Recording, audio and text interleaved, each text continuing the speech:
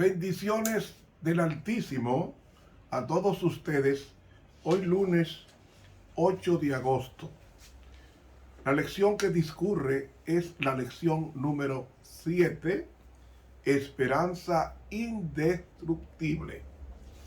El texto para memorizar está en Romanos 5:5 y reza: y la esperanza no avergüenza, porque el amor de Dios ha sido derramado en nuestros corazones por el Espíritu Santo que nos fue dado. Padre nuestro que estás en los cielos, santificado sea tu nombre. Conviértenos en auténticos hijos tuyos, prestando atención a tus consejos, porque tú eres un Padre de amor. Es en Jesucristo nuestro Señor que te pedimos estos favores. Amén. Para hoy lunes, ¿quién es nuestro Padre? Tenemos como definición: un padre es aquel que procrea físicamente o el que instruye y da crecimiento a un niño hasta formarlo para una sociedad con equilibrio moral, espiritual e intelectual. Tenemos un Padre. Dios nos creó y no nosotros a nosotros mismos. Existimos porque le interesamos a Dios. Y como le interesamos a Dios, Él proveyó todo lo necesario para que fuéramos felices. Usted toma el libro de Génesis y va a encontrar que el Señor creó en esos 7 días, creó todo lo que el ser humano necesita para ser feliz. En otras palabras, los primeros 3 días, Dios ordenó el planeta. Los siguientes 3 días, Él llenó el planeta. El 6º día trabajó más que los demás días, porque tuvo que hacer el hombre con su mano, lo moldeó. A las demás cosas habló y aparecieron, pero al hombre, Él se inclinó y formó lodo e hizo al hombre a su imagen. Le dio formación. Así que todo eso lo hizo Dios pensando en nuestra felicidad. No podemos prescindir del sol ni de la luna, como tampoco podemos prescindir del aire, que fueron elementos que Dios creó para nuestra supervivencia. El capítulo 1 del Génesis nos dice cuán amoroso es Dios. Y no solamente nos creó, sino que envía diariamente ese aire, ese sol y esa luna para afectar positivamente todas nuestras emociones y el ánimo de ingerir los alimentos y de trabajar. Dios es un Dios de amor. Su naturaleza no conoce el pecado porque Dios es amor. Él no tiene amor, sino que es amor. Nunca llegará un momento en que Dios deje de amarnos. Entonces usted va a preguntar: ¿y si Dios es amor, por qué va a destruir al impío? Lo que va a hacer Dios es destruir lo malo que está en el impío. ¿Qué es lo malo que está en el impío? El pecado. Pues Cristo viene a destruir el pecado del impío. Pero como el impío está adherido al pecado, aferrado a él, queda consumido por la destrucción del pecado. Dice bien claro el profeta Isaías: no quiero la muerte del impío, sino que se vuelva a mí y viva. Dios no se deleita en pegarle, no, Dios no se deleitó en pegarle fuego a Sodoma y Gomorra. No, Él le pegó fuego porque los impíos no querían de abandonar el pecado. Y como Dios descendió fuego para quemar el pecado que había en Sodoma y en Gomorra, que realmente eran 5 ciudades a las cuales Él pegó fuego: Admá, Zeboín, Zoar, Sodoma y Gomorra. Zoar fue la última, porque se metió allí Lot pidiendo ayuda a Dios para refugiarse. Pero esas 5 ciudades de la comarca fueron destruidas por Dios por el pecado. Pero como el impío que vivía ahí, se estima que la población que había en Sodoma era algunas 50,000 personas, sin tomar en cuenta las demás ciudades. Es decir, se estima que murieron alrededor de más de 200 o 300,000 personas en aquellos lugares llamados Sodoma, Gomorra, Admá, Zeboín y Zoar. Algunas 300,000 personas. Pero no fue que Dios fue a destruir personas. Dios mandó a sus ángeles a salvar personas. Pero como las personas estaban adheridas y querían, e incluso estaban tan corrompidas que querían vivir sexualmente con los ángeles como si fueran hombres, los hombres con hombres, los niños y los ancianos querían vivir con los ángeles porque practicaban la sodomía o la homosexualidad. Como se adhirieron a ese pecado y no quisieron renunciar a ese pecado, Dios descendió fuego sobre el pecado de Sodoma. Pero como los pecadores de Sodoma estaban aferrados al pecado, fueron consumidos con el fuego consumidor de Dios. Amigo, ¿quién es nuestro Padre? ¿Saben? La oración modelo Jesús nos enseñó que Dios es nuestro Padre. Y la característica de un padre es, como dice el Salmo 103, 17, mas la misericordia de Jehová es desde la eternidad hasta la eternidad para los que le temen, y su justicia para los hijos de los hijos.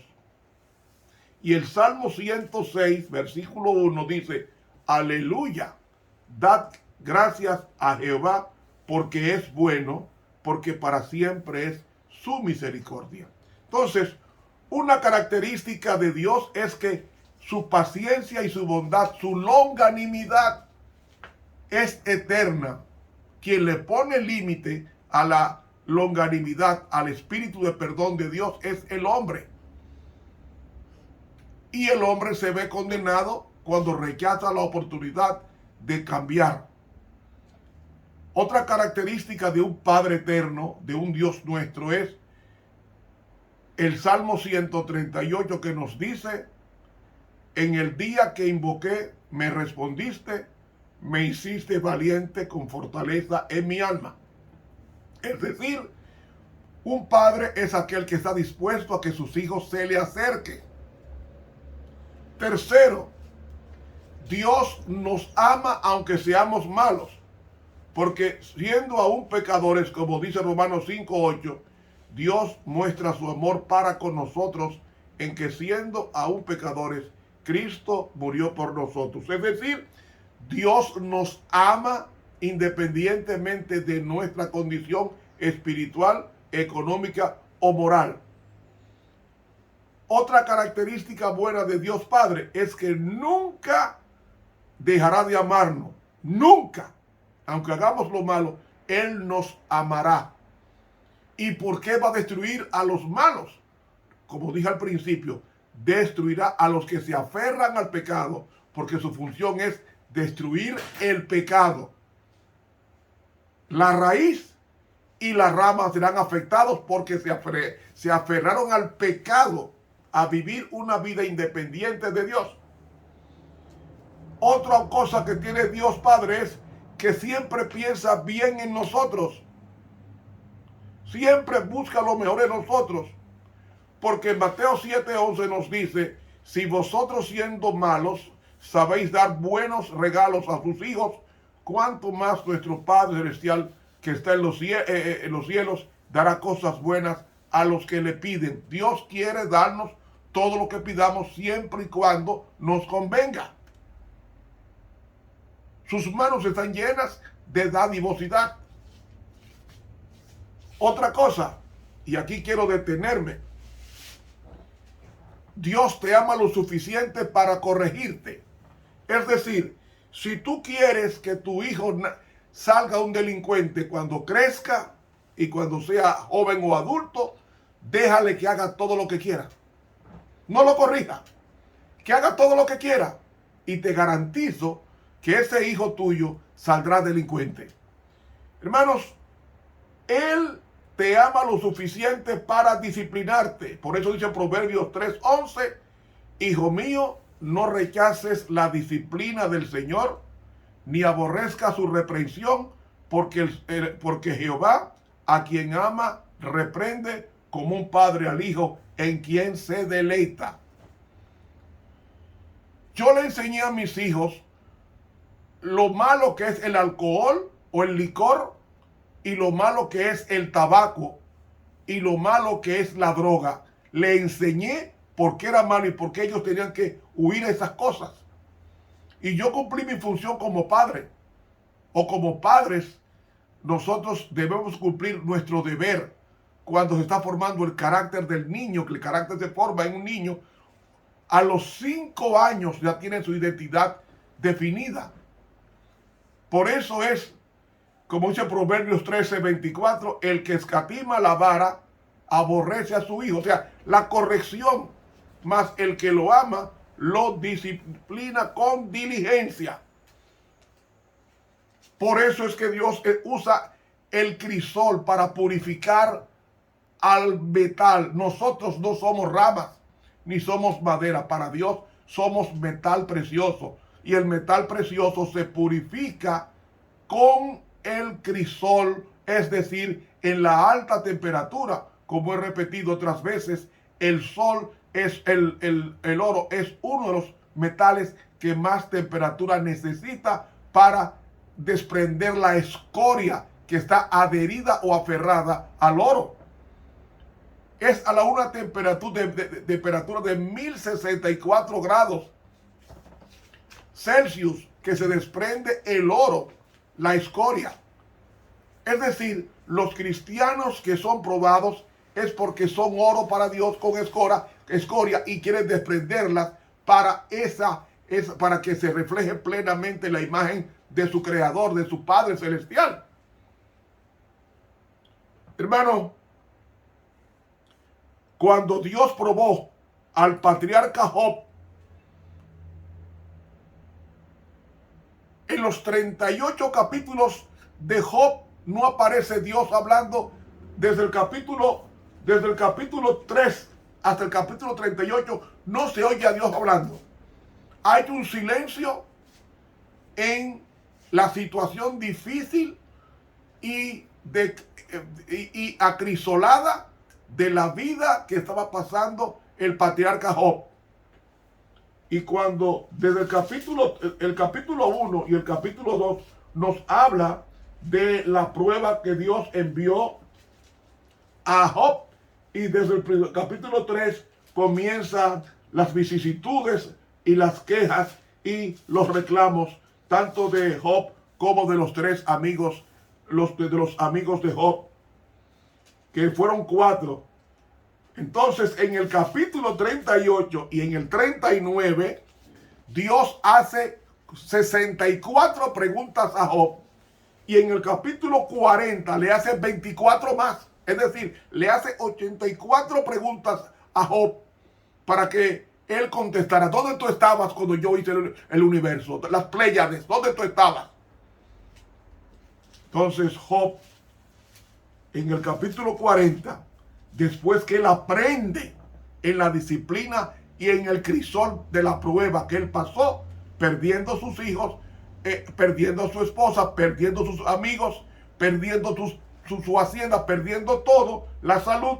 Entonces encontramos en el capítulo 40, los versículos 1 al 42, versículos 1 al 6, el resultado de la prueba de Dios en Job. Encontramos que nos dice claramente el capítulo 42. Respondió Job a Jehová y dijo: Yo conozco que todo lo puedes y que no hay pensamiento que se esconda de ti. ¿Quién es el que oscurece el consejo sin ciencia? Por tanto yo denunciaba lo que no entendía, cosas que me eran ocultas y que no las sabía. Oye, te ruego y hablaré, te preguntaré y tú me enseñarás. De oídas te había oído, mas ahora mis ojos te ven. Por tanto me aborrezco y me arrepiento en el polvo y en la ceniza. Si no lo pasa por ese crisol, Dios, si no pasa por ese crisol, Job no entiende a Dios. Porque él dice, yo te conocía de oído, mas ahora, en forma experimental, ahora mis ojos te ven, por tanto me autodesprecio. Fíjate en el hebreo, me autodesprecio y me arrepiento. ¿Por qué? Porque Job pensó que Dios era un verdugo y que Dios era orgulloso. Me arrepiento en polvo y en ceniza. Hermanos, ese es el propósito de las pruebas. Llevarnos a caer de rodillas a la misma presencia de Dios en oración para pedirle, oh Dios, cámbiame, como le dijo aquel hombre, Señor, ayúdame a creer, ayúdame incredulidad. Es decir, ayúdame a creer en ti, que a los que Dios ama, todas las cosas ayudan a bien. Y cuando Job vio que su padre no era un orgulloso ni un tirano, entonces él pasó por la experiencia más linda de confiar en Dios, arrepintiéndose de sus dichos y de su inconducta. Y entonces, ¿qué hace Dios con él? Le devuelve doble lo que él había perdido, incluyendo los hijos, porque el versículo 10 dice, y cambió Jehová la aflicción de Job, orando él por sus amigos, y aumentó el doble todas las cosas que habían sido de Job, o que había perdido. Y el versículo 12 dice, y bendijo Jehová la postrimería de Job más que su principio, porque tuvo 14,000 ovejas. ¿Cuántas perdió? 7,000. Tuvo el doble, ahora 14,000.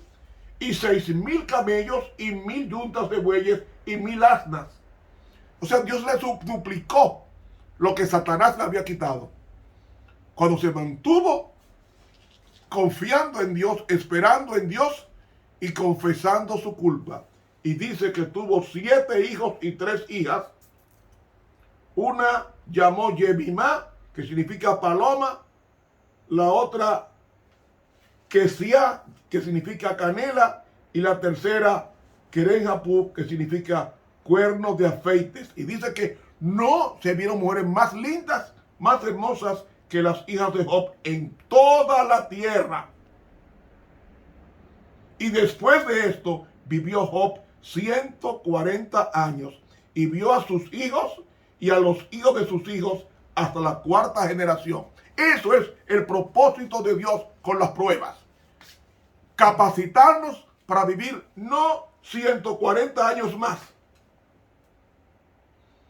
sino vivir eternamente con nuestro Dios Padre en cielos nuevos y en tierra nueva. Hermanos, ese es el propósito de nuestro Padre. Confiemos en Él, que está tan lleno de amor que es imposible que Él se deleite en el mal. Que Dios nos bendiga. Suscríbase a este canal de YouTube Ramón Romero y dele clic a la campanita. Para mañana, martes, vamos a estudiar la presencia de nuestro Padre. Estuvo con ustedes el profesor Ramón Romero.